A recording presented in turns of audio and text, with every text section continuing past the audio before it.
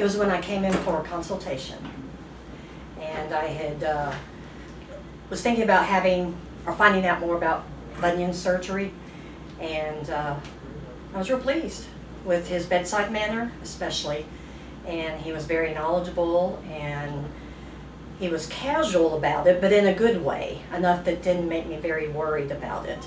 But it was last February. Actually, I just kept looking on the internet. I found several places in Sugar Land.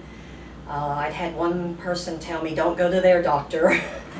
But I actually just kept looking for something out in this area, and I was looking at the websites, and his website had lots of good information on it so that I could read up on, you know, how the procedure was done, how long it would take.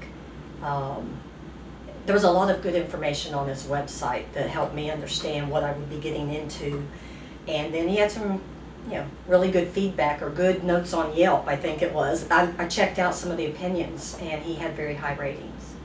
So I actually scheduled, I had to reschedule my appointment because I had some unplanned trips coming up, and they were very accommodating about it. So I came back again because it had been several months.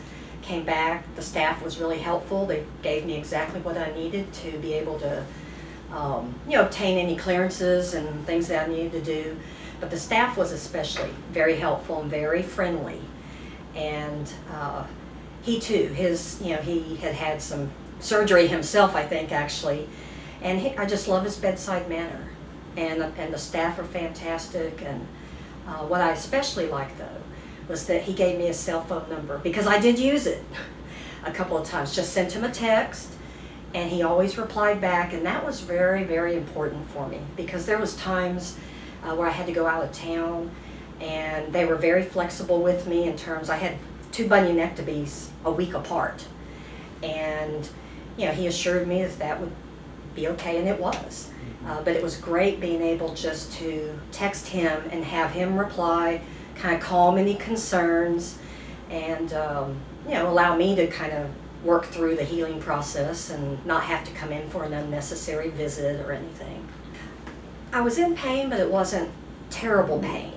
I had worked from home for about 9 years and didn't wear shoes very often, but I started back to work downtown about 2 years ago, and you know, wearing a little bit of a heel, but I was having trouble on both feet, one more so than the other.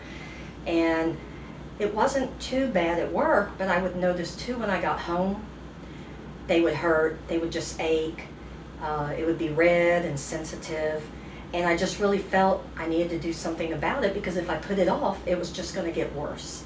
And so I really thought, you know, now's the time to get it done, and they were flexible with the rescheduling and everything, and it's better.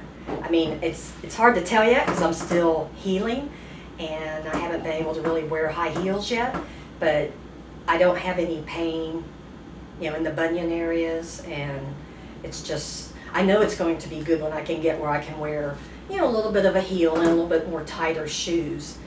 But right now I can't do that, but I'm close. I had 2 bunionectomies on one foot and one on the other apart.